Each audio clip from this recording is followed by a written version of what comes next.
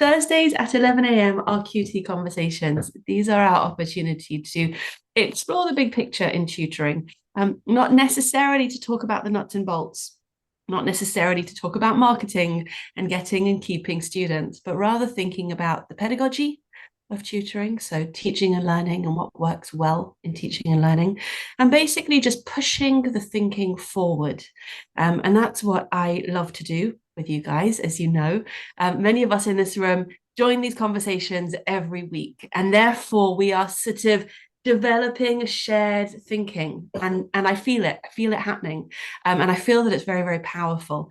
There are no there's a theme for the conversation, but there's no agenda, so please bring your insights, and feel free to unmute yourself, and share what you know. We've got a lot of wisdom in this room. So the topic for today is keeping your skills fresh as a tutor, and the reason why I picked that topic, well, there's a few reasons. You know that for qualified tutor, it's all about being safe, skilled, and supported. And really, that's the truth for all of us in whatever work we're doing. Want that for our children as well, for them to feel safe, skilled, and supported. I know my own children are really struggling in school at the moment, and I feel it at every level. I feel that they don't feel safe, and I feel also that the people around them don't necessarily have the skills and are able to give the support that they need, and that feels terribly, terribly painful to me. So that's my own personal disclosure about where I'm up to in my journey. But in terms of keeping our skills fresh, based on where our students are and where we are in our own personal journey as tutors, there are different needs. And I think one of the first things to point out, and maybe this is where we'll start, is the idea of leading your own professional development. So those of us who have come from the classroom, and Jan, this might be interesting for you, those of us who have come from the classroom have had our professional development planned for us, maybe 6 months in advance. Well, you're going to learn this thing. And that doesn't necessarily align with what the practitioner themselves actually needs to learn. So working independently, you have this opportunity to access your own training or not. And so I think the first question is, what do you do? How do you direct your own professional development if you are leading it yourself and not really answerable to anyone except your own sense of professional integrity? Tim, would it be all right if I started with you? Yeah, absolutely. So I read a lot. So I wouldn't say there's any like rhyme or reason to it. I've always been a very eclectic reader. I read something and then that sparks curiosity and then I read something else. So I read, I wouldn't say I read an enormous amount of pedagogy, but I do read a reasonable amount of it. And then, I mean, I'm pretty reflective about how I deal with the kids as well. I'm always thinking like, you know, how could that go better? Or what metaphors came out of that I think would be useful? What did the kids say that I thought, you know, I'd never thought that was going to be a problem before? So I keep lists of stuff. Sometimes just internal mental lists. Sometimes I write them down. It depends what they are. So things like common misconceptions, things that students have difficulty understanding that I couldn't imagine they would have difficulty understanding, places where students get completely the wrong end of the stick when you're trying to explain something that they just, whatever they're envisaging in their head is just nowhere near where you think it is. So yeah, so I'd say a combination of like reading fairly eclectically, and really just like reflective sort of practice where I'm trying to think every time I'm teaching a kid, what's good, what's come out of this, what can I use from this, what's gone wrong, why has it gone wrong, and I'll talk to the kids about that as well. I'll be quite open about it and say, look, what do you think's working, what do you think's not working, how can we make it so that it's easier for me to understand when you don't understand things. That That's is about it, really, I think. incredibly rich answer. Thank you. So some of the themes that you've brought through there, and I hope that we'll explore each of them in turn. That piece around eclectic it's partly the lifelong learner, isn't it? It's partly learning for its own sake, and then it's the broader base for your own subject knowledge. So it gives you far more context in terms of your own tutoring. Remind me what your subject is, Tim. Sorry, I teach A-level biology, but I've taught lots of different subjects in my life. I've taught biology, geography, geology, environmental science, statistics, all sorts of different stuff. So, but at the moment, it's basically A-level biology. I got it. All the green ones. In my brain, those are all the all the green ones. Yeah. The room full of hippies, basically. And then that idea of reflective practice is of course the key point here. As a discipline, as a mindset and way of being, asking yourself the questions of what worked well and how to improve are where we need to be. And I think I'd like to explore in a minute what holds us back from being in that place, because I know, Dee, you and I have spoken about how difficult it is to be reflective. So maybe we'll come back to that. But that further point, Tim, about asking your students, I think is important as well, right? And giving them the metacognitive skills to actually reflect on what's worked well for them and what the learning felt like and looked like, rather than just being in it. Taking that step back is really powerful. And finally, I think it is... no, I've lost my thread again. Okay, Sue, over to you. I'll find it. I always find it. I spend a lot of time on open learn courses. I find the OU's free courses are really useful. And even when it's on a subject that I'm fairly confident that I know well, you get links to all sorts of resources that then have links like Tim. Something sets off a chain reaction. So I do that a lot. And I think I've said before, I've got a couple of children who are teachers, discussions about what's going on in the classroom and discussions on CPD, that particularly my daughter who works in a special needs school. So strategies and techniques for, it's just allowed me to expand and feel more confident with a range of special needs tuition. I think that that word confident is really important, isn't it? Because really that's one of the main benefits of continually skilling up, is the confidence that it gives you and then instills in your students. And that's genuine confidence, because it's based on knowing that you can do a good job. That thing about learning from your children is so yummy. And we've said before what a good thing it is that you must have role model teaching in such a way that your children wanted to go into it. But learning from others is something that we do in the QT community all the time. The WhatsApp group has been phenomenal this week for people learning from each other. And I think that that's always a really fantastic thing. I wonder about Open Learn. I think I am reflecting a lot on the power and the limitations of online learning at the moment. And I'd love to hear your thoughts about what works well in online learning. Well, I did 2 degrees online. The only study that I did in a physical uni was GCE, and I hated it. Right. I absolutely hated it because I found it disorganized. Whereas studying with the online learning, I set aside certain times. I created my own office space and I was in control of it, it made me smile when you talked about the CPD we used to get in schools. Yeah. I can remember on consecutive Wednesdays doing gym, tag rugby, and dance. Now you can see the face here. What you can't see is there's a very dumpy years ago. And to be honest, we worked in a school where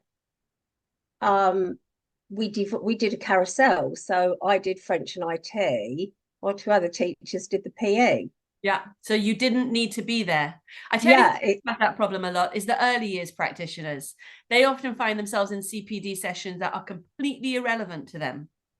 And they get frustrated and they feel lack of representation because of it.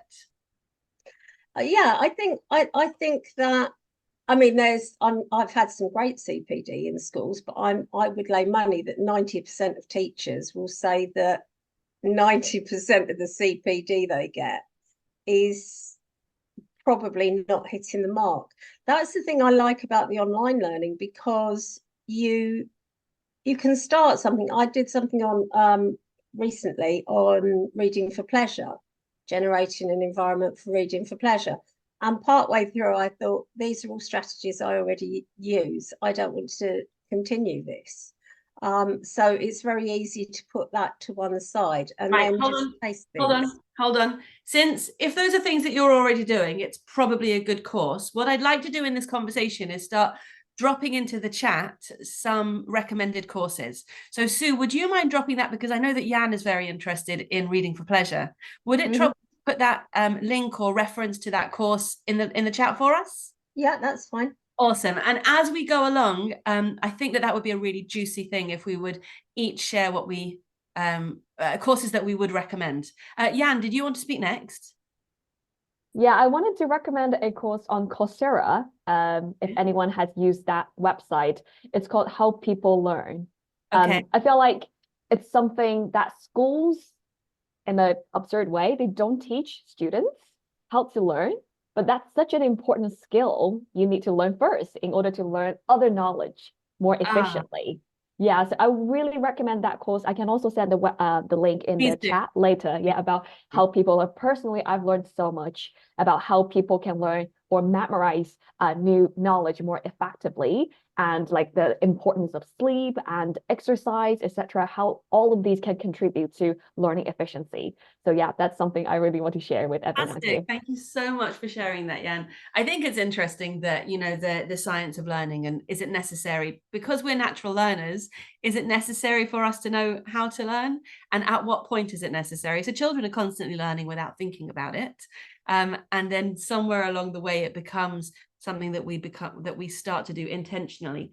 The thread that I wanted to pick up from Tim earlier that I had lost was misconceptions. So that idea, Tim, that you need to discover where the misconceptions are with your students, and how that's a constant journey of discovery, and the sort of mind reading behind that's one of the foundational skills in teaching, isn't it? And knowing your subject well enough to know where the pitfalls are is a key distinguisher. Would you agree? Yeah, I would agree, but I'd also say a lot of it is experiential. So actually, somebody at the moment that's teaching in China, who's teaching chemistry, has been told they have to teach biology. He's actually paying me to do this for them, to sort of just talk them through the biology syllabus and just say, look, this is a pitfall, this is difficult, students find this difficult, etc. And she doesn't want anything else. She just wants to chat to me one-to-one and just go through the syllabus and basically say, right, well, where do the students find problems with this? What are they confused by, etc. So I'd say a lot of it is experience, unfortunately, and I don't think there's a massive shortcut to it.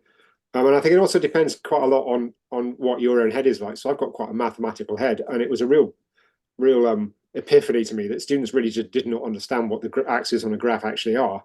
You know, and that only comes from talking to students.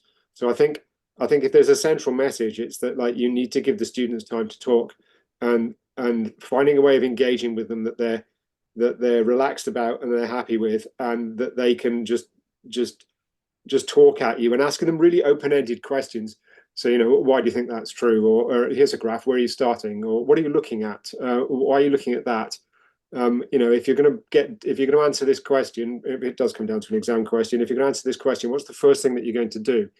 And rather than telling them, asking them to talk through their process of what they're doing. So I think if there is a sort of like end to this rambling conversation, it's basically you have to find a way that they're comfortable talking to you, and I'd say that's probably the most important thing. And I think it's actually the most difficult thing to do in teaching, because when you initially start teaching, what you want to do is you want to tell them the syllabus, and that's all well and good, but unfortunately a lot of that just bounces off them.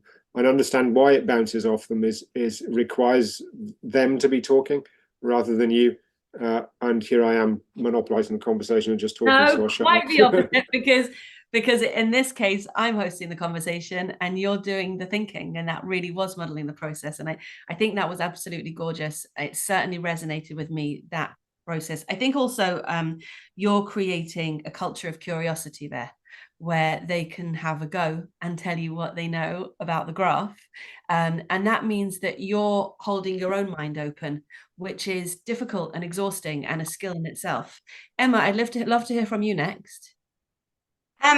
Something that sort of jumped to mind when Tim was talking is, when I was a teacher in school, we used to complain that we didn't have enough time to talk about the maths.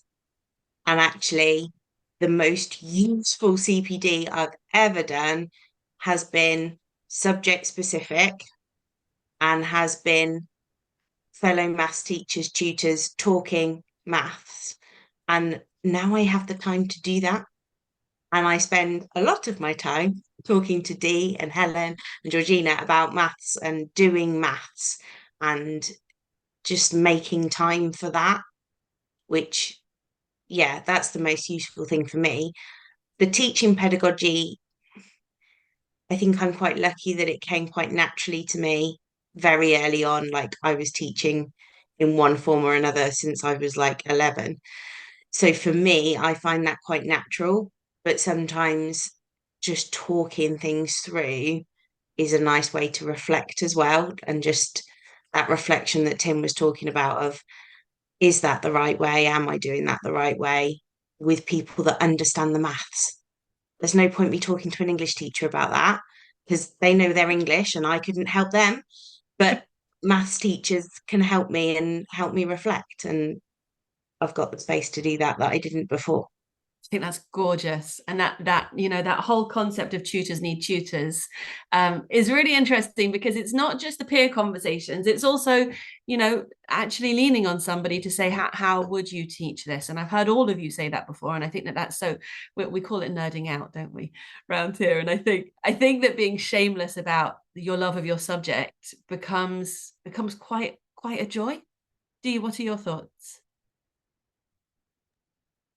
The qualified tutor community has, like Emma said, provided me with the opportunities to be very open about things I'm not sure about. And I've shared about this before. A few weeks ago, I had a student who was struggling with some of the more visual aspects of mathematics, and we were talking about transformations and doing rotations. And it's a very difficult thing to do online. And a visualizer is really the only way to do it. Now, the student had come to me with this without me having any kind of heads up about it. So I was winging it a bit, didn't have the visualizer set up, tried to use some on-screen resources to do it. And I ended up confusing her even more than she was before. And I said, well, we can sort this out. Just give me some time to sort this out. Went away, chatted to some other maths tutors about the best way to. I already kind of knew how to do it. Went back and I fixed it, and it was great. Helen's maths hubs that she's been running, she did the 3rd session yesterday, and we did a bit of nerding out about proportionality. When is it first introduced? How is it first introduced? What, even if we don't use that word. And it was a really valuable session, because it sounds really kind of basic, but we were able to really unpick the problem and share ideas. And people who hadn't really thought about it in that way, you know, light bulbs were going on all over this. Well, they certainly were for me anyway.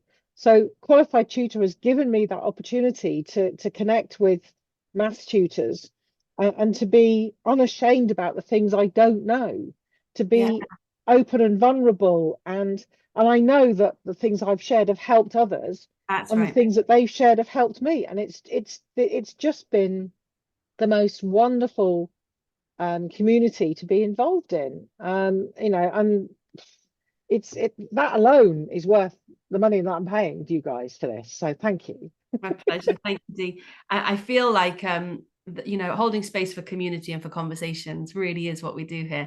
And I think Liz is absolutely right that there's a lot more maths conversations happening in QT at the moment than English. And I think we should address that, because I could talk about books all day long with you, my darling. So let's make a plan to do that. That's actually how the book club started. I am curious though, why do we have more vocal maths tutors? And whether it's something about maths, or whether once we had a Helen, then we started collecting other vocal maths tutors because they sort of gravitated to each other, and eventually we will balance out in the other way. What do you guys think? Do you think the mathematician's allowed? I'm really surprised about that. Liz, we've not heard from you yet.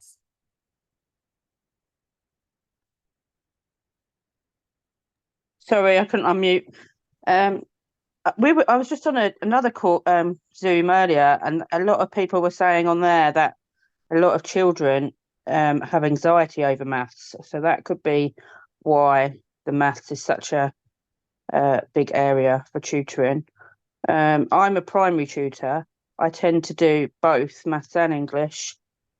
It varies really. Some just want maths, some just want English, and then some want both. So So in terms of leading your own professional development, how do you take responsibility for that? What does it look like for you, staying skilled up? only really research really on my own part. I haven't done any major courses of really. I'm trying to do more now. I haven't really done lots. Okay. To be fair, I don't, not much really, just really my own. I've got such a busy life that it's hard to fit it in. I've got 2 children myself as well. So yeah, it's a bit of a juggle, and I've taken on so many more students because the demand is so high that it takes over somewhat. Yeah, no, I totally hear that. And I've definitely had points in my life when I've stopped reading and just taken a rest and said, you know what, let's just let everything that I've learned settle in rather than taking on more. There are times, and let's unpick that for a second. Barriers to skilling up, barriers to professional development. Sue mentioned feeling in control, or the opposite, feeling that a course is disorganized. And Liz has mentioned not having the time. And Dee has mentioned feeling vulnerable, and whether or not you're in a safe space to expose what you don't know. Emma, what are your thoughts? I think there's also another aspect for tutors that not only are we developing our pedagogy and our subject knowledge and all of that, we're also learning how to run a business. And a lot of my capacity at the minute, my professional development, has actually been on the business side of things. And I don't know whether that's because I feel fairly confident in my subject knowledge, but actually the need of my business at the minute is my business knowledge. And therefore, I don't have the capacity. And the hubs that Dee mentioned has been great because it meant I've carved out time for it. But actually, day to day, my time and my capacity and all my energy has got to go into the business learning because it's new. Which is so great because you're in control, and you're noticing your own needs, and that's where you're putting the attention. I wonder what would it look like if our students were able to do the same. Do you know what I mean? To guide your own learning in that way and say, you know what, I'm confident over here. This needs to be boosted up. Once this is up here, I'll take this and do that with it, right? It's what I encourage them to do. Even when I was in school, I was naughty and I'd sit at a parents' evening and go, you're doing really well in maths. You're not doing so well over there. Maybe spend more time revising your English. Or I'd say to them, you don't need maths for where you're going. As long as you pass, it's okay. You're allowed to go and spend your time on the thing you're going to develop in the future. Yeah. Well, being sensible in that way, do you know what I mean? Giving messages that are sensible makes all the difference, especially when you're saying you can trust yourself. You can trust your instincts to guide your own learning. Have you ever had the argument between being a generalist and being what's the opposite? Specialist? There's a lot of thinking about whether in life we need to be generalists or we need to be specialists. And there's pros and cons on both. But, you know, the way I heard a Seth Godin blog recently, he was saying, I do not need my dentist to love literature. It's irrelevant to me. I just need them to be really, really good at dentistry. So there are sort of two. Sue, are you coming in twice? Has she frozen? She's frozen. So there's sort of an argument on the one hand for being a specialist and being obsessed with your subject, and then on the other hand for balancing out and having the skills in all the different disciplines that you need. We're talking about barriers to professional development. Surely there's something about access here as well. I know that when I arrived in the tutoring world 4 years ago, there was a lot of conversation about tutors don't have access to professional development. What are your thoughts there? Yeah, I'd say that. I don't think that's true. I think if you've got some curiosity and you've got a bit of spare money to buy some books and you're prepared to dig around, I think you can lead yourself. You know, it's like the same ideas come up again and again and again and again because there is a research evidence for a limited number of what I would call universal ideas that apply to all teaching situations.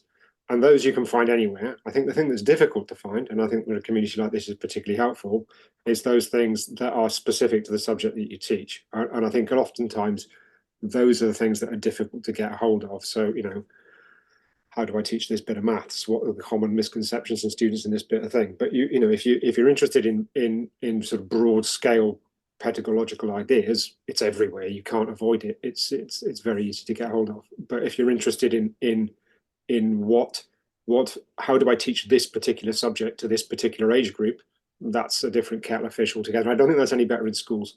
I That's think really interesting. That's a problem everywhere. Jenna, who was in this meeting before and dropped out, I hope that she will come back in, is focused on home education.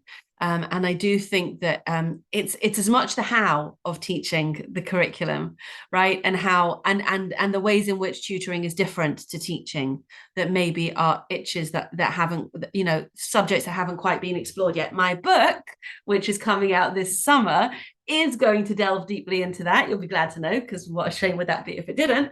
But I think that unpicking what pedagogy looks like for tutoring is an unexplored space. The other thing that I often hear from people isn't so available and accessible is exam information. Emma, go ahead. Yeah, we actually spoke to the exam boards, didn't we, Dee, at the last maths conf, and they refuse. They will not give it. What is it they're not giving? Sorry. Yeah. They won't give access to. So, like, for example, Pearson have what's called a maths emporium that's got every past paper on it. It's got the exam reports. It's got like shadow papers. It's got like everything you could possibly need to help with an exam, half of which isn't accessed by teachers because they don't have the time to access it. And you can't access it as a student and you can't access it as a tutor. What do we do? I don't think there's anything you can do because their argument is that if they give access to us, it gives students with tuition an unfair advantage. So then I don't think they're going to change that stance, no matter whether we agree or disagree. They're not going to, like, we've tried talking to them, and even the people on the stands are like, this doesn't seem fair, but it's the stance of the company. It's very, very difficult, that argument about unfair advantage. We want everybody to have an unfair advantage. We want all the children in the land to have the unfair advantage, not the opposite, not kneecapping half of them to, you know, that's just not what we need. My 16-year-old went off to his English language paper 1 today, and he had a little revision card in his hand as he was in the car. What did the revision card have? It had planning for the exam paper. It said, question 5, 45 minutes. Question 1, 4 minutes. Like this all the way down. Had a planner, showed him exactly how to plan his essay. And I thought to myself, I actually said it to him, you know, Andrea, who's working with him, has given him this gorgeous structure and has told him to go directly to question 5 because that's got half the marks in it. What about every other child who hasn't been told to go to the back of the booklet and start there? What an awesome strategy, and how gutting that not everybody knows it. Why did they number the questions so that 5 is at the back of the book if that's what the children should start with for their strategies? That's an unfair advantage. I don't think that's anything new, is it? It's, you know, there's always been teachers in schools who have understood the exams and the curriculum better than others, and there's always teachers that have taught students exam technique and some that haven't. So I just think that's another reflection of the same thing, really. I don't think it's anything particularly different. And that's like, getting hold of past papers. To be honest, the example that I use, I don't have any problems with. I have recently started dealing with IB, and they're dreadful. It's like none of this stuff is accessible at all. It's like you have to pay for everything. It's terrible. It's usually the most recent papers you can't get hold of. So when they do a mock, you can't actually see the paper when they come back and want feedback. So we can't get at the minute, we can't get the November 23 paper from any exam board. Do you not ask them just to? Do you not just ask them just to share what they get from school? Because school presumably would give You them would the have mark thought scheme so, and go but through the it. schools then say they're not allowed to bring it home. Really? My local schools won't allow the children to bring the actual paper home, but they will photocopy it. Yeah, we've Which, suggested that as well. I mean, it just it's a no-brainer, isn't it? Because you can actually look, you target exactly where the children's weaknesses are. Get the students to take pictures of it with their phone. Sorry? Get the students to take pictures of it with their phone. Just cheat, Their just phones shortcut aren't it. allowed That's to what I be do. seen, Tim. That's what I say to them. I say, If look, their if they won't phones share are it with you, seen, just their take phones are pictures. confiscated. Oh, no, you need to train them better. So this anxious 16-year-old of mine was doodling at the end of a paper last week, and they accused him of cheating. He was doodling on his hand, and they had to read his hand and read the paper to make sure that there was no correlation before they would let him go out the room. This is somebody who struggles with anxiety and was anyway in a small room. It was the last thing he needed. So anyway, we know that the systems need improving. Let's talk about what skilling up will look for us next. So this year we've spent a lot of time talking about AI, haven't we? And what that's going to do for us in the future. We know that business practices and all the different systems, so which different systems we're using for billing and for scheduling and all of that, online classrooms, Tim, and all the things that are part of staying fresh. There is a tutor I know well who works with students who come to the UK from Southeast Asia, and their families tend to be very, very tech savvy. And for her, staying on top of tech has become a real indicator of competence. So for her, skilling up means knowing exactly what's going on in EdTech. I would love to know from you whether the future of education feels like something that you are on top of, something that you feel relevant to, something that you feel you don't have to worry about too much because you know your job. What are your thoughts? Go on, Sue. I can see it on your face. You're so easy to read. I'm too old, to be honest. I'm not going to be doing this long enough that the job is going to change beyond recognition. I think the one thing AI can't do that we can is model the thinking process and read the child's face and know when to stop and say, let's have your input. If I were 20 years younger, I would put in the effort. But do you mind if I ask you, are your daughters? I think my son, I think, it probably is more aware of it. My daughter is in a behaviour school, so again, that face-to-face relationship is where most of the learning comes, and I don't think when you've got children with acute anxiety or learning difficulties that I don't think it's ethically sound to hand that over to AI, to be honest. Yeah, so that's really interesting. So in terms of skilling up, we're saying that AI in terms of future education, AI might not be relevant, but inclusive practice certainly is.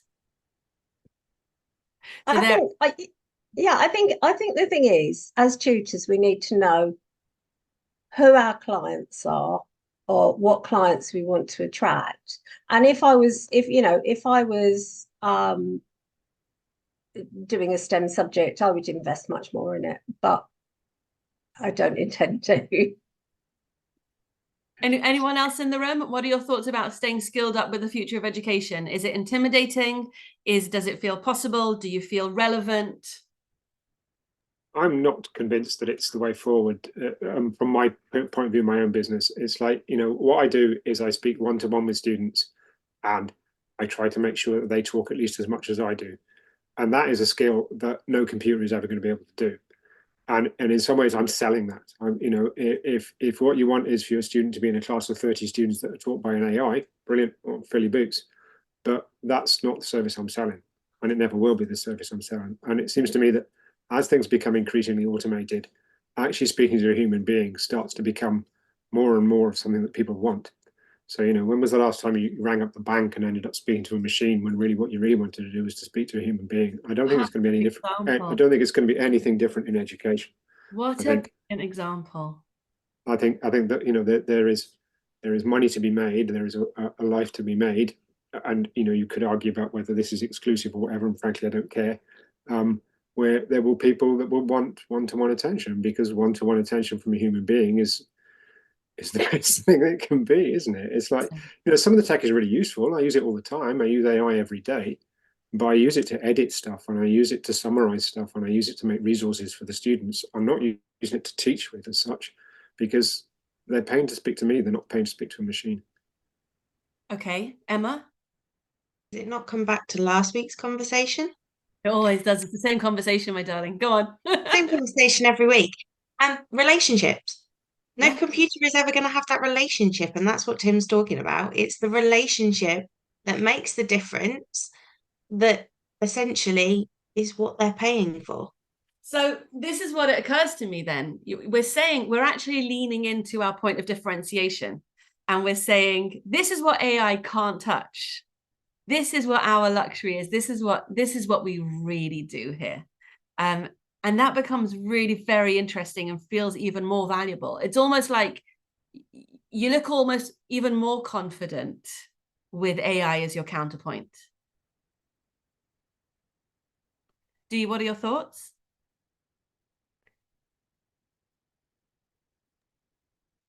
Sorry, mind wandered. Okay, so are you using AI at all?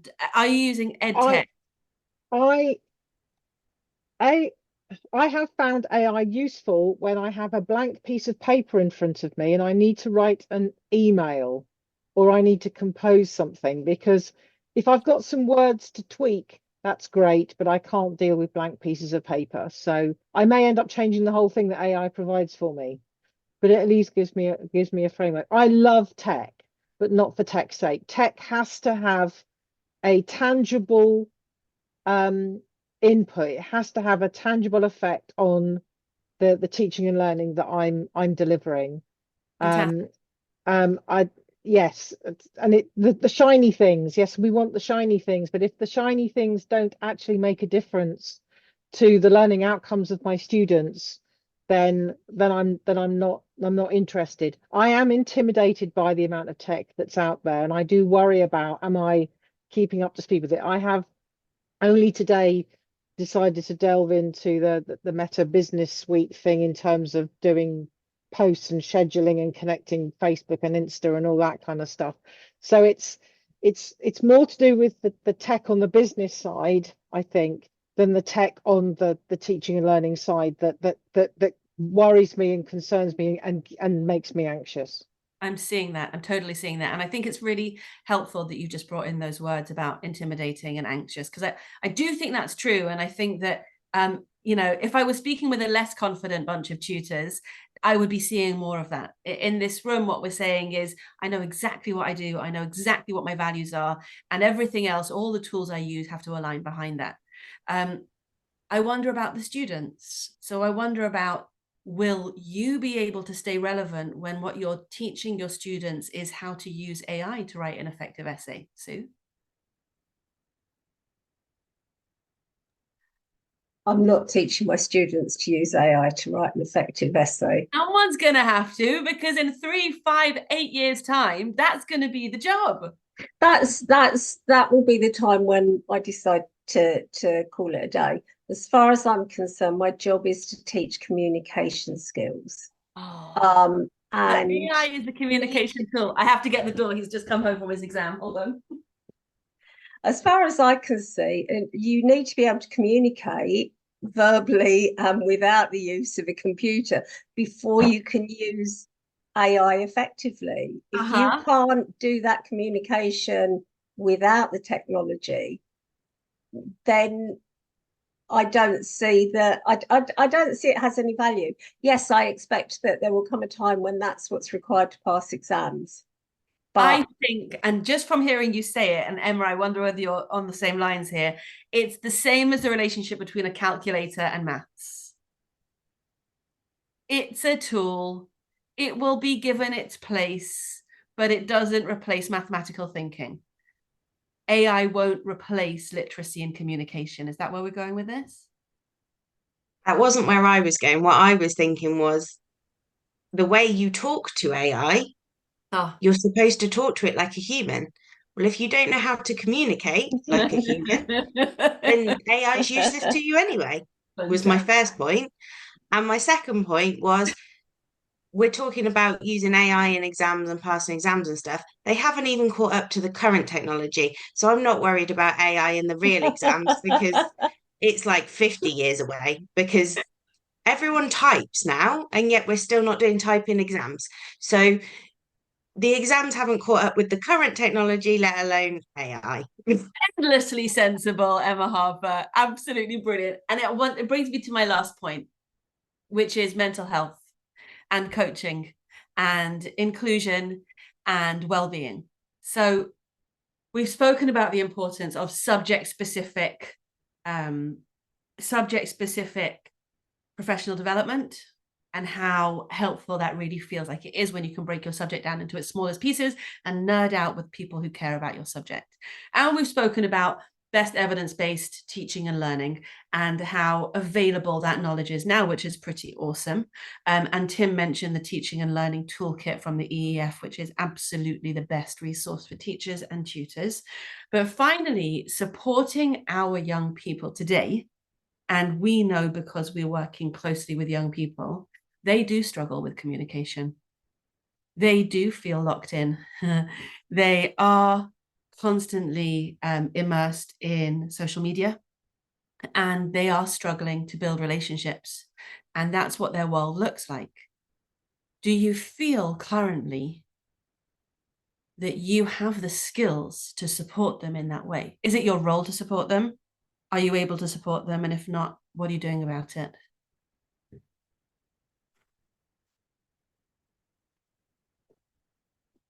I'd say that I think part of my role is to help them deal with the difficulties of learning a complicated subject. And part of that is, of course, learning to deal with themselves as much as anything. The central challenge for many of them is not procrastinating their life away and finding a way of seizing control of it and finding a path through it. And that's all about, that's not about biology. That's not even really about pedagogy, is it? It's about mental health and understanding yourself and dealing with yourself. So I think there is a large part of that in my job, but it's a tool to achieve an end. I don't think it's my job to act as a mental health practitioner. That's not what I'm trained in. That's not. I mean, I'll be perfectly frank, it's not what I'm interested in doing either. But you can't do the job without doing that. And often when students come to see me, the first thing you need to do is just get them just a little bit more relaxed about everything, because they're so stressed out. Because if they come to see me and they're paying me silly money an hour, then it's the wheels have come off the bus. So often the first step is really just like, step back from it, let's make a path through it, let's find a way through it, let's deal with what you're going. Well, the first question I ask them when I meet my students is, describe your process. And really what I'm looking for there is like, is there a pathway? Do they have an idea of what they're doing? Do they have a way of fighting their own demons? Or are they just like losing every time that they're up against their own anxiety? So I think, again, another long rambling answer. I think the answer is yes, but as a tool to do something else. Tim, you're an absolute gem. There's so much in that. Who else wants to dive in here? Okay, so I'll have a go.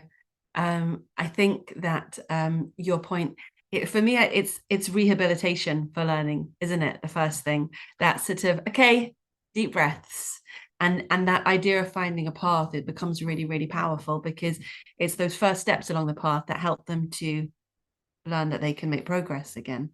But I think that knowing what kind of a student we're working with, what our interest is in terms of, so you said attracting the students that you want to work with. So there are some of us who really want to be coaches with a little bit of subject, and there are some of us who want to focus on the subject with only as much coaching as is necessary. And that is becoming part of the balance here. Emma, I'm quite mindful that you've got quite an interesting balance there. Yeah, like I believe that as a tutor, my role is different to how it was as a teacher, because I now have the capacity to do a little bit more of that coaching. And I seem to draw in the children that need that somehow. I think it comes down to the USP and what we want to do, and then they are drawn to us, aren't they? Right. So I do tend to have the students who are lacking confidence more than anything. Like, yes, okay, they still need the subject knowledge, but the confidence is the big thing. And I had a conversation with a parent yesterday and said, yes, you're coming to me for maths and English, but equally, when you're talking to me about your daughter, that's not actually what she needs. What she needs is a boost in confidence. What she needs is to be able to ask those questions in school that she's not asking now. And that's why she's got a lack of knowledge, is because she's not engaging in school. So if we can coach her through that, she will get more out of school. Fantastic. And the parent was like, oh, I never thought of it from that perspective. That makes total sense. And I'm like, yeah, it's not just about the content. Yeah. And the supporting of parents, you know what? Do you feel skilled to support parents? That's a whole nother minefield. Emma, go on. I can see that you've got something there. I feel more now. I feel like, because I came off the call yesterday and spoke to my husband, and I was like, I feel like every time I have a conversation with those parents, I'm getting better at it. I'm learning how to coach the parents. I'm learning how to explain it in a way that they get it. And that is, again, where more of my capacity goes than on my subject knowledge. I'm thinking again about being a teacher and making these phone calls in the office with other people bustling past you to the photocopier, and right, and that sense that you're picking up the phone for a difficult conversation, which obviously is going to skew the conversation in that way. But the minute that you show up to coach parents and show them what they already know, Odette and I are talking at the moment about smart parents and having this sense of your own wisdom, and how helpful that can be. Jenna, I'm so glad you made it back. We're just talking at the end of this conversation about supporting mental health and well-being. And I was just going to call on Dee there, because Dee is doing a course in coaching at the moment, which felt big and scary when you signed up for it. How does it feel now? It's still a bit scary. I've actually started coaching people outside of the cohort. And I still feel like imposter syndrome is still a thing. But with the practice coaching I've had within the session, and I've done one session with another tutor who I connected with through QT, and the feedback at the end of that 1 hour session just blew me out of the water. And I'm thinking, well, actually, maybe this, yes, it's still scary, but actually I am totally in the right place now, and I am going to be able to make life better for people, not just my students, but also other adults who might come to me. And I love what Emma said about talking to the parents. I've never really thought about needing to coach the parents, but she's absolutely right. And that's sparked a few ideas in my head about, perhaps there's things that I can talk about. Yeah, but taking on the coaching is scary, because I was kind of dabbling, and I've got to the stage where I now know what I don't know, which is really scary place to be in. But I'm learning all the time, relishing it, diving in. And you can't learn coaching just by learning about the processes. You actually have to,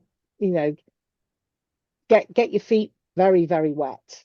It's a And digging practice. out. It's yeah, absolutely. Practice makes progress, and it's great. And I've submitted my second recording for feedback, and it wasn't perfect, which means I'm going to get some brilliant feedback from it. And I'm excited about it, and I'm, you know, I'm very scared, but also excited about what openings this is going to provide for me and what difference I'm going to be able to make in people's lives, which is always a fantastic place to be. Stunning. So for me, that moment when you said my session wasn't perfect and therefore I'm going to get really good feedback from it, that's a learning mindset. That is awesome. That's what we want for our students. That's what we want for ourselves. So to wrap up this conversation in our last 4 minutes, I'm going to go around the room and I'm going to ask everybody to just reflect on how your students benefit when you are continually skilling up, whether it is business, or whether it is managing tutors, or whether it is subject specific, or whether it is reading the EEF toolkit and learning about what works well in teaching and learning. How do your students benefit? Dee, just round us off there, because you said something so powerful. So let's do that and then we'll go around.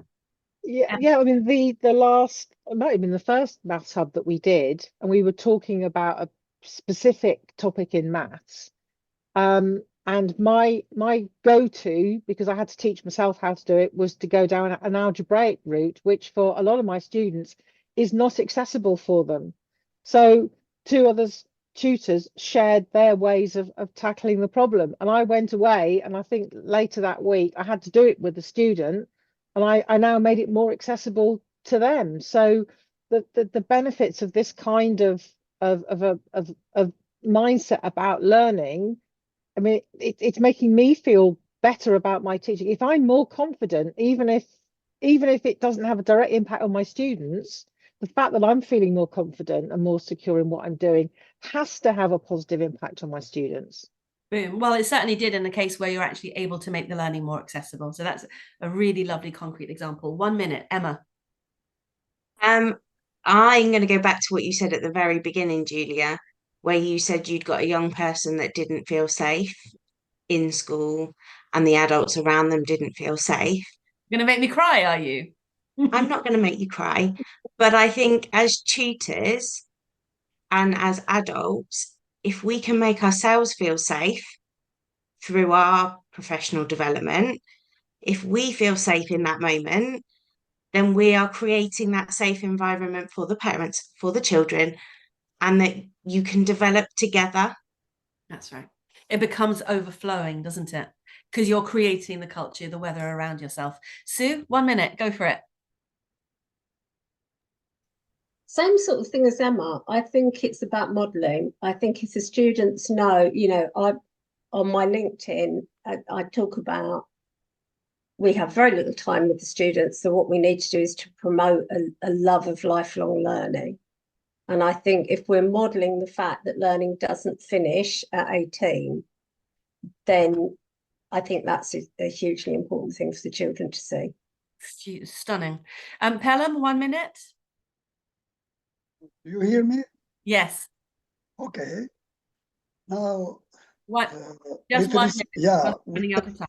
with respect to our skills and our preparation, I think that the benefits of the students depend very much on our ability to be close to the level of the students.